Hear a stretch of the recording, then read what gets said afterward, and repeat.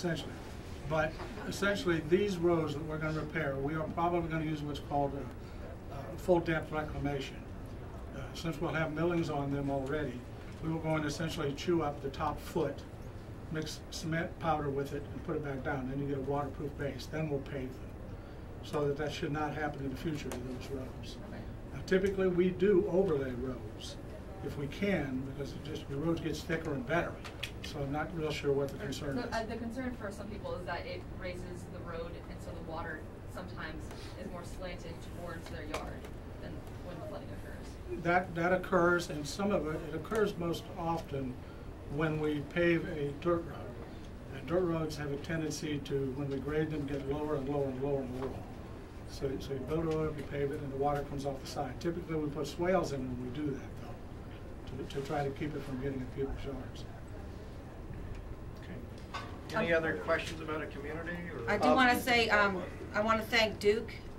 Duke's Community Foundation has donated $10,000 to our United Way. So citizens who need some funds immediately can contact our United Way here in Pasco County. Question in the back. Do you expect any more families to be taking use of your shelters as we go through normal Florida weather? I do expect that. I don't know about as they go through normal weather. I think that it's more as they realize that that the flooding at their location, while it came and it's going, that it's left them in a condition that isn't habitable. I think that we'll have people come home to discover that their house isn't habitable as well, and so I do expect us to see some fluctuations in who is occupying the shelter. But I will say that a mass care shelter is not adequate for rehousing people who are suffering a housing loss. And that is why we've stood up our long-term recovery team, so that they can begin to address and identify how we rehouse people.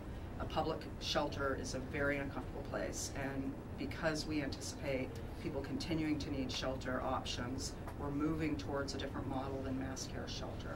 What two neighborhoods are you thinking about putting those sanitary services? I apologize, but I don't know the details. You know, there's a big team here, and they know the details, and I apologize for not knowing that myself personally. We'll get that out there.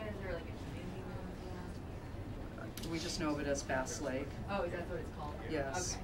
I mean, you've talked about how this is a slow-going process, and it also is dependent on revenue sources that you don't even know about yet. You know that you're waiting on. I mean, can you just put it in perspective? How long some of these people could be waiting until they get a solution? I'll try. So Pasco County declared a local state of emergency last Friday. That allowed us to spend our reserves on things like millings to make roads repairable, to pay for the emergency crews to be available to respond. We don't keep reserves that are, huge amounts of dollars for these kinds of things. In order for the residents, as Annette said, who we don't even know what their damages are yet because we've not completed the damage assessment, to get assistance, there's a couple of programs that are available from the federal government. The governor was here. We asked him to declare a state of emergency. Once they declare a state of emergency, they can request federal assistance, and then if we qualify, we are likely to get a Small Business Administration disaster declaration, which means that individuals will be able to apply for low-interest loans to help make the repairs that they need to their individual properties. On a bigger disaster, we might qualify for individual assistance, which would be grants. Not sure yet if we're going to qualify. That's what the damage assessment is all about. And then there's also sometimes availability of public assistance. However, right now the state of Florida does not meet the thresholds for that.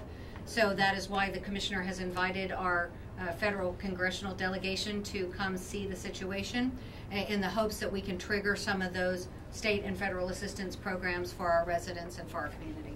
What about the BP oil money that the county recently was awarded? So we have not received those funds yet, so we accepted it. We are still under an order from the court not to talk about that specifically, but yes, that is a revenue source that the board has had some very brief conversation yesterday about. If that money gets here, maybe that money could be put to some use in this event, but we don't have that yet. Do you know when we might know if we're going to get federal funds? When that It's contingent upon the damage assessment. That decision to declare a state of emergency is currently in the governor's office, and so we don't have any control over that. And how many people are without power right now? Can you mention that? Sit down around. We didn't get a good number this morning. So the good news is some of the folk who were without power, the numbers were up around 500 yesterday, and about 45 or 50 of those homes have had power restored. But we still continue to be up in the high 300s and low 400s mark. Can you talk without power? Sorry. Can you talk specifically about Jasmine Lakes and what they're facing there? Mike, Yeah. would you like to? Sorry, what was the question? Jasmine Lakes. So I'm not entirely sure exactly what your question is, but there are a couple of situations that are going on in that general area, so I'll try to give you a general answer in the hopes that I'm hitting what you're looking for, unless you've got a more specific. No, go ahead. Okay. So that is an older neighborhood that's got poor drainage to begin with. There is a couple of solutions that we're working on with wastewater treatment ponds that are in that area, trying to see if we can convert those to stormwater ponds. But the big thing is that that's an area that floods a lot. It's very low lying. It's got very limited drainage facilities, and when you have 2 feet of rain in your area and you're an older neighborhood with no drainage facilities, it doesn't have anywhere to go.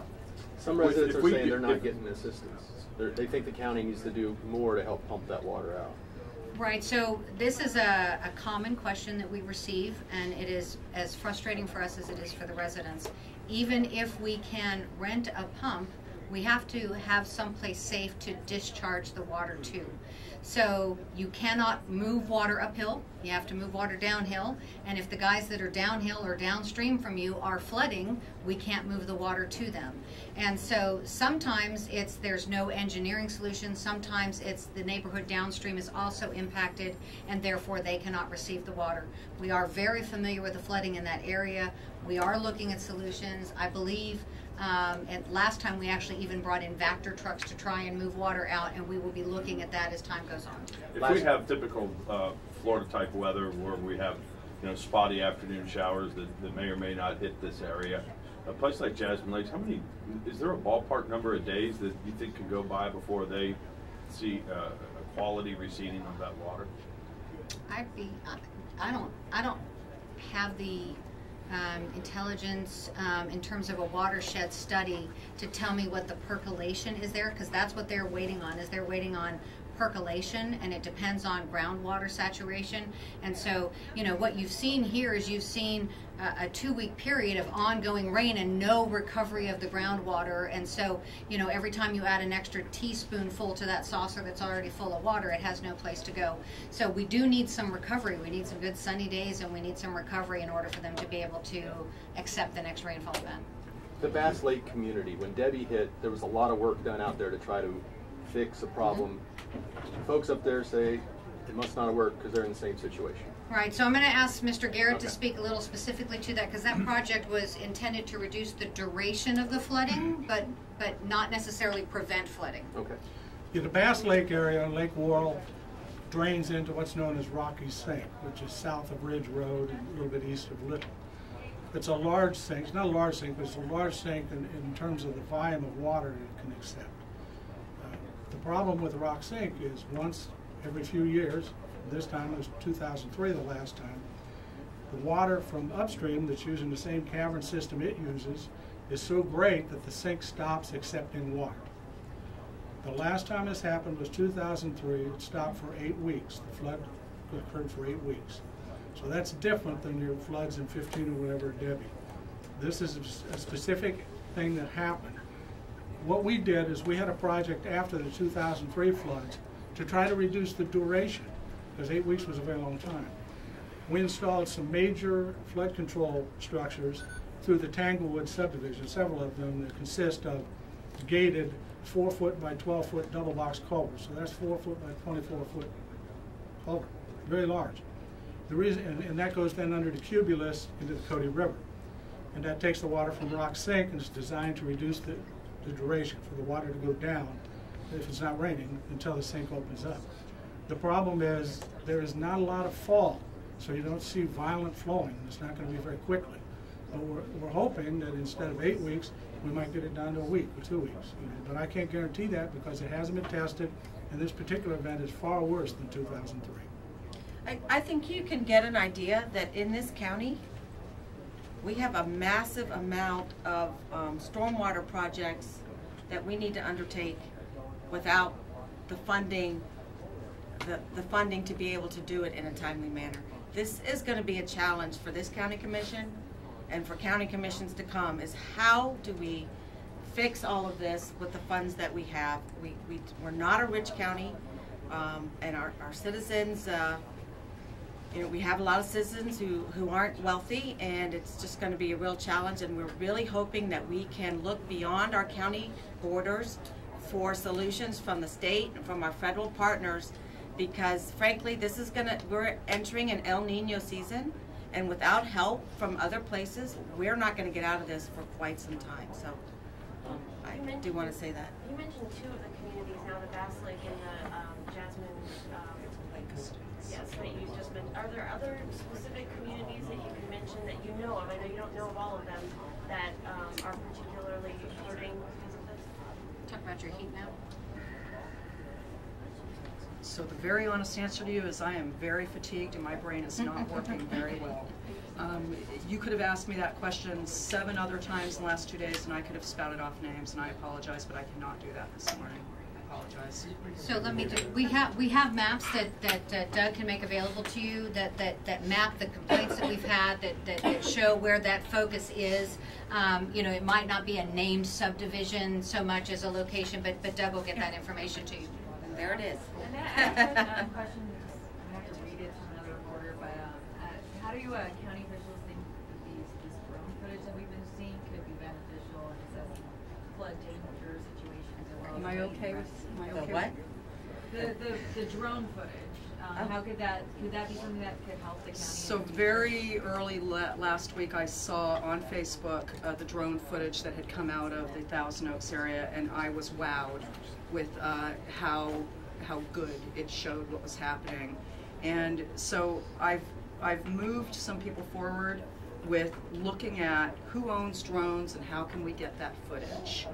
Some of the limitations are, and I don't really understand this well, but apparently buying drone footage, there's some prohibitions on that. I don't understand the details of that, but we would welcome drone footage if it's out there. It seems to be really unique. I watched a whale you know, a few weeks ago with the drone footage. It's really unique in that somebody is apparently controlling it and can zoom down and take close looks. And that's even better than we can get in you know, helicopter or airplane flyovers, aerial imagery that we produce. Today we have a Civil Air Patrol mission that's flying over, taking kind of snapshot, you know, shutter imagery, and that'll be good, but I think the drone imagery is better, and honestly I am calling for drone footage to be provided to us. We need a drone. Very much, you know, if you've got it, please send it. We'd love to see it.